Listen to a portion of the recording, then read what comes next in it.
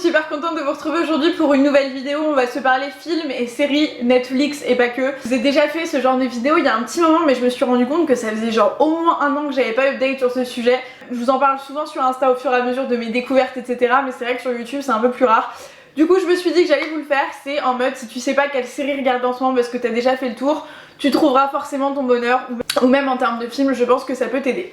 La rapide petite intro habituelle avant chaque début de vidéo, je sais que ça doit être relou pour toi si t'es abonné, que t'es loyal et que t'es là depuis 1000 ans et que je te casse la tête à chaque vidéo à le dire, mais si jamais vous découvrez la chaîne, n'hésitez pas à vous abonner, c'est gratuit, ça fait plaisir, et à me retrouver sur Instagram, c'est SoGirly, c'est exactement comme le nom de la chaîne. Et du coup on va enchaîner tout de suite.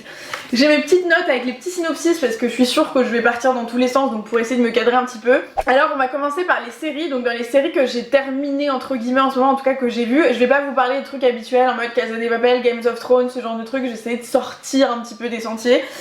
Donc il y a une série qui s'appelle Comment élever un super héros en français. Ils ont une saison sur Netflix avec la personne qui est mon copain. Si vous découvrez la chaîne, c'est juste son surnom pour essayer de camoufler un peu son identité. On l'a bouffé en genre, je sais pas, 3-4 jours, enfin on a fini la série genre d'un coup. Je sais qu'on n'est pas les seuls, mais dites-le en commentaire si vous faites partie de la même team. Genre tu commences une série le samedi soir, le lundi matin, t'as déjà fini la saison 1, la saison 2 et t'attends la saison 3, c'est n'importe quoi. Donc en gros c'est l'histoire de Nicole, une maman qui a un enfant du coup qui s'appelle Diane, qui a je sais pas genre 7-8 ans je crois.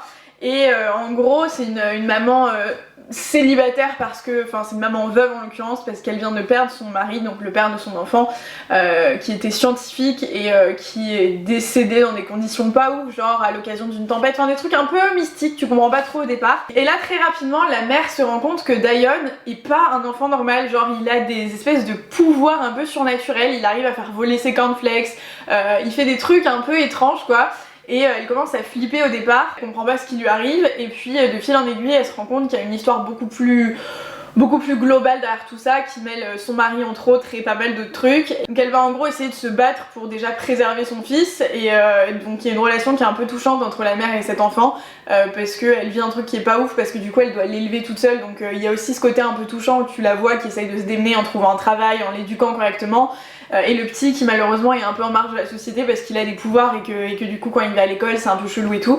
Donc elle essaye de le préserver, elle essaye aussi de comprendre ce qui se passe, elle essaye aussi de comprendre du coup en quoi ça peut être lié à son mari, etc. Donc on va la suivre et le suivre pendant cette espèce d'évolution. Il va y avoir des hauts et des bas. J'oubliais de préciser qu'elle est accompagnée du meilleur ami de son mari qui est un peu comme le parrain du petit, qui va prendre ce rôle un peu de père par procuration et qui va l'aider un peu dans tout.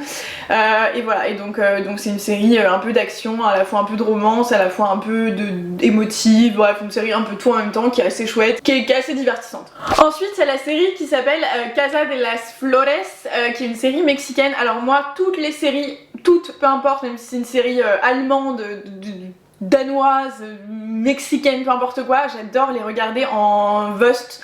Donc quand c'est espagnol, allemand et tout, je comprends pas vraiment ces langues, donc du coup je les mets en VostFR, sinon je les mets en version originale quoi. Je trouve que ça a beaucoup plus de sens et tu sens vraiment les émotions, donc je trouve ça plus chouette, mais peu importe. Cette série est une série mexicaine du coup. En gros c'est l'histoire d'une famille très riche qui a un magasin de fleurs dans leur maison. Je crois que c'est Virginia et Ernesto, les parents qui ont genre une 60aine d'années, qui ont 3 enfants. Donc 2 filles, un garçon, une première fille qui est genre un peu dépressive, qui a son mari qui est devenu une femme, qui a un fils qui fait un peu sa vie et tout, son mari donc l'a quitté, enfin bref ils sont plus ensemble. T'en as une autre, celle du milieu, qui est un peu en mode la meuf libérée qui devait se marier, en fait ça part un peu en couille. Et le dernier, je sais plus comment il s'appelle, qui est en couple avec plusieurs hommes en même temps. C'est un peu le mec genre un peu du père qui fait globalement un peu n'importe quoi, qui a pas de relation sérieuse et tout. Donc ils ont 3 profils hyper différents. Et en gros dans le premier épisode tu vois que donc ils sont en train de célébrer un anniversaire, et dans la boutique de fleurs familiale du coup qui est à côté de la maison, il y a une femme qui s'est pendue, et on apprend que cette femme c'était la maîtresse du papa. Et on apprend du coup à partir de là que le papa a une deuxième vie, qu'il s'est passé plein de trucs, donc la famille part en couille, la famille part en cacahuète de ouf, y en a qui en veulent à un machin, la mère est complètement désemparée, enfin c'est le gros bordel. Et donc en gros ce qui se passe c'est qu'à chaque épisode t'apprends des trucs et tout. Et ce que je trouve vraiment chouette dans cette série c'est le côté famille en fait. C'est le côté on se déchire en même temps on s'aime, c'est le côté on est hyper différents et du coup on a du mal à forcément s'aimer toujours alors qu'on fait partie de la famille, mais on n'est pas obligé de s'aimer parce qu'on fait partie de la même famille. Il y a aussi un côté un peu artistique parce qu'ils ont un cabaret avec une dizaine de transsexuels qui sont... Et donc il y a aussi un petit côté un peu militant pour la cause. Il y a le côté un peu trahison, tromperie, bref ça mêle pas mal de trucs mais c'est une série un peu légère quand même où c'est une série de potins quoi, où tout le monde part sur tout le monde, où il y a des rebondissements tout le temps, avec ce petit côté Amérique latine mais qui fait vraiment, en gros c'est vraiment la telenovela 8.0 qui est hyper bien jouée, qui est hyper moderne etc. Pas le truc un peu surfait machin, donc moi je trouvais ça intéressant. Ça changeait un peu des histoires qu'on a l'habitude de voir, il n'y a pas forcément de trucs policiers, il n'y a pas forcément de trucs il n'y a pas du tout de trucs surnaturels ou quoi que ce soit. Donc je trouve que c'est assez léger, un peu attachant, les personnages sont hyper différents donc tu t'y attaches facilement. C'est assez drôle aussi, donc il y a ce petit humour un peu mexicain machin, donc parfois c'est un peu what the fuck, et voilà. Ensuite il y a la série Plan Cœur. Alors ne me tapez pas parce que je sais que tout le monde regarde la série depuis genre 1000 ans et moi j'ai regardé parce que vous avez, honnêtement je dois recevoir je pense au moins 5 messages par jour sur Instagram, même sur YouTube en dessous des vidéos qui n'ont aucun rapport, de personnes qui me disent que je ressemble à l'actrice de Plan Cœur qui s'appelle Zita quelque chose je crois. Bref c'est Elsa dans la série, donc vous m'avez tellement dit ça que dans l'un des vlogs d'ailleurs je vous en avais parlé, je me suis dit vas-y je vais commencer à regarder la série pour essayer de comprendre et donc du coup j'ai pas mal accroché, donc il y a 2 saisons, la saison 1 et la saison 2 que j'ai regardé sur Netflix, la saison 1 que j'ai adoré, la saison 2 que je trouve à chier. En gros c'est l'histoire, c'est une série française du coup et alors je regarde rarement des séries françaises et là pour le coup je la trouve plutôt très chouette. C'est l'histoire d'Elsa et de ses 2 meilleures amies, en gros Elsa qui vient de vivre une rupture avec l'amour de jeunesse, le mec avec qui elle a passé de nombreuses années et tout, qui sort avec une autre meuf et qui va se marier d'ailleurs. Elle le vit super mal, elle se sent hyper seule et tout. C'est vraiment un truc un peu parisien, tu vois, genre moi je sais que je reconnais un peu les endroits dans lesquels elles vont, bref, tu les vois un peu batailler contre le quotidien, chacune taf, et pareil, elles sont toutes les 3 hyper différentes, il y en a une qui est casée, l'autre qui sait pas ce qu'elle va faire de sa vie, l'autre qui est juste triste. Et en gros moi je me reconnais vachement dans j'ai ce groupe de copines qui est toujours là pour moi, qui essaye de m'aider et tout. Et là en l'occurrence elles font pas toujours les bons choix, donc dès le premier épisode je crois que tu vois qu'en gros pour la réconforter elles vont lui payer un gigolo, sauf qu'elle ne le sait pas. Donc en gros elles vont lui payer des dates avec un mec qui est hyper beau, parfait machin, sauf que elle croit que c'est genre une vraie rencontre, en mode le mec qui est vraiment sympa avec elle etc. Donc ils commencent à tomber amoureux l'un de l'autre et là elle se rend compte qu'en fait c'est une supercherie, ça part en cacahuète, il y a des histoires de cœur, des histoires d'amitié, des histoires de boulot, bref c'est un peu genre la vie quotidienne, un peu romancée, un peu rigolote, un peu touchante. C'est des épisodes hyper courts, je crois que c'est 20 minutes chaque épisode donc ça passe très vite. J'ai terminé aussi Elite, donc il y a la nouvelle saison qui est sortie, donc j'ai trouvé un peu moins intéressante que la première, mais en gros la série tourne autour d'un lycée en Espagne. Pareil je trouve ça hyper intéressant de la regarder en version originale puisqu'on apprend plein de mots, notamment des grosses insultes et tout qu'on peut réutiliser dans la vie de tous les jours, donc c'est intéressant. Mais en gros voilà c'est une histoire d'une jeunesse un peu dorée où tu as trois boursiers qui viennent et il y a une fille du lycée qui au début de la saison 1 qui est retrouvée morte, donc en gros tout va tourner autour de ça. Tu vas voir un peu les relations de chacun pour essayer de comprendre en fait comment on en est arrivé là, comment elle s'est retrouvée tuée cette fille, et tu t'attaches encore une fois beaucoup aux personnages qui sont hyper différents. T'en as qui viennent de familles très pauvres et qui essayent de se démerder pour survivre, t'en as à l'inverse qui viennent de familles très aisées et qui sont pas forcément à l'aise là-dedans et donc du coup qui sont hyper humains. T'en as d'autres qui sont infernaux en mode jeux riches pourris, qui prennent tout le monde de haut, qui pensent qu'ils connaissent tout sur tout, enfin bref. C'est un peu, tous les caractères sont poussés aux extrêmes, genre c'est un peu une caricature de la jeunesse en mode soit t'es une merde, soit t'es voilà. C'est un peu ça, il n'y a pas trop de juste milieu, donc là-dessus c'est un peu, voilà, c'est quand même une série je trouve plutôt pour ados. C'est un peu un mix entre Gossip Girl et Pretty Little Liars pour celles qui connaissent. Il va y avoir des gossips, pareil, des histoires d'amour, des histoires un peu plus dramatiques puisqu'on se parle de meurtre. Dans la deuxième saison on se parle d'une disparition, ils ont résolu le meurtre mais pas vraiment en fait parce qu'ils ont accusé une personne, on sait pas vraiment, enfin je peux sans vous spoiler si c'est elle ou pas. Il y en a qui sont convaincus que c'est elle, d'autres non. Bref, donc il y a quand même un truc, un peu une intrigue jusqu'au bout à chaque épisode où tu dis quoi, c'est lui, c'est elle, what? Et en même temps, à chaque épisode, t'as une nouvelle histoire d'amour, une nouvelle histoire d'amitié, bref. Donc c'est assez intéressant d'un point de vue social et voilà. Même si c'est, comme je vous le dis, un peu poussé à l'extrême, ça détend quoi. Ensuite, j'ai regardé 3 saisons de How to Get Away with Murder. Je sais que c'est une série qui date pas du tout d'hier et qui est passée à la télé, je crois, depuis un petit moment. Moi que j'ai découvert cet été sur Netflix, puisque je me faisais chier vu que j'étais à Paris et j'avais pas envie de bosser tout le temps, donc je me faisais des petites pauses. Mais j'ai un peu lâché la saison 4 parce que j'avais fait une genre je vous l'ai dit, pendant 2 semaines j'étais à fond là-dedans, ça m'a un peu saoulée. En gros c'est l'histoire d'Annalise Keating, qui est une avocate de renom, qui est hyper douée, qui donne des cours, qui a son propre cabinet, c'est à Philadelphie je crois aux États-Unis. Et en gros donc elle fait les deux, elle a son cabinet où elle résout ses cas, et elle donne des cours de droit à côté à des élèves, etc. Et chaque année, elle a ce groupe d'élèves qu'elle sélectionne, voilà, et qui vont travailler avec elle dans la vraie vie pour mettre en application ce qui se passe dans leurs cours. Et donc à chaque épisode, presque, il y a un crime, ou en tout cas une affaire différente qu'ils doivent résoudre, mais derrière tout ça, il y a un truc qui les unit, c'est 4 ou 5 étudiants, je sais plus, qui pareil ont des profils différents, sont hyper attachants, etc. Tu vois leurs histoires perso à chacun, et tu vois l'histoire du groupe qui aussi est mêlée à une histoire de meurtre en fait, et tu vois aussi donc en parallèle à chaque cours ils sont là en train de résoudre un meurtre, et en parallèle ils essayent de sauver leur peau parce qu'il s'est passé quelque chose aussi entre eux, et ils mettent en application un peu tout ce qu'ils apprennent. Donc c'est hyper intéressant d'un point de vue culture générale, parce que t'apprends des jurisprudences, des cas, des trucs qui s'est passé, etc. Donc si le droit t'intéresse ou pas, juste des histoires comme ça pour voir un peu comment ça se passe. Je sais pas si, moi qui suis pas du tout là-dedans, je sais pas du tout si c'est réaliste ou pas, mais en tout cas c'est hyper intéressant. Genre c'est un truc où t'as l'impression d'apprendre des trucs. Donc tu suis l'histoire aussi personnelle de ces gens, donc tu arrives à t'y attacher. Il y a un côté hyper policier qui est hyper intéressant, et il y a un côté intrigue de ouf où genre à chaque épisode, genre vraiment je me sentais stressée, non seulement pour le cas en cours, mais aussi pour leur cas eux tous. Donc t'as une espèce de double intrigue qui est vraiment très intéressante. Je trouve en revanche que tu commences à t'en lasser un petit peu au bout de quelques saisons, même s'ils essayent de diversifier un peu le truc, ça tourne un peu en rond, donc les 2-3 premières saisons sont vraiment ouf, vraiment. Et ensuite, il y a la série Les Demoiselles du téléphone, je crois, dont je vous avais déjà parlé dans d'autres vidéos, mais il y a une dernière saison qui est sortie, donc voilà, en gros c'est pendant les années 30 en Espagne, un groupe de femmes qui travaillent dans une entreprise de téléphonie, donc elles sont, comment on dit, écoutez je ne sais pas comment on dit, elles travaillent dans cette société de télécommunications où elles mettent en relation avec les appels et tout. Donc 4 femmes au parcours aussi un peu différent, mais qui viennent quand même globalement un peu du même milieu. T'en as juste une qui se démarque, qui vient d'une famille aisée, mais elles essayent de se démerder quoi. En gros à cette époque là, et ça c'est un truc dans la série que je trouve hyper intéressant, si ce n'est le truc que j'ai trouvé le plus intéressant, c'était de se replonger un peu dans cette époque où les femmes n'avaient pas les droits qu'elles ont aujourd'hui. Moi d'un point de vue un peu féministe, je trouve ça vraiment passionnant de voir ça, parce que c'est pas forcément des choses dont on a conscience aujourd'hui, parce qu'on a l'impression que tout est acquis, et alors que loin de là on a encore un bon chemin à faire, mais quand on voit déjà le chemin qu'on a fait on se dit mon dieu mais dans quel monde vit-on. Voilà, où il faut demander l'autorisation pour faire n'importe quoi, où elles commencent à travailler, elles ont la chance de pouvoir travailler, bref ce genre de trucs. Et donc en gros tu vas suivre l'évolution de ces femmes dans leur vie professionnelle, donc tu vas un peu voir le droit des femmes à cette époque là aussi. Il y a aussi une militante pour le droit des femmes qu'on va suivre pendant les saisons et qui va prendre beaucoup d'ampleur, donc moi j'ai trouvé ça intéressant. Mais surtout t'as des histoires d'amour, t'as un peu genre une fille qui sait pas qui choisir entre son amour de jeunesse et le nouvel amour de sa vie, donc elle est un peu tiraillée, tu vas la voir pendant tous les épisodes un peu aller là, puis là, puis là, puis là. T'as une fille du coup, la militante un peu féministe, qui est en couple avec un garçon et en fait qui tombe amoureux d'une fille, et en fait ils sont un peu dans un truc à 3 et on se rend pas trop compte de comment ça va finir.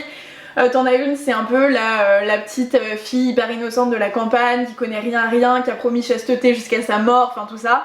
Et en fait qui tombe un peu dans les bras d'un garçon et qui sait pas comment faire, etc.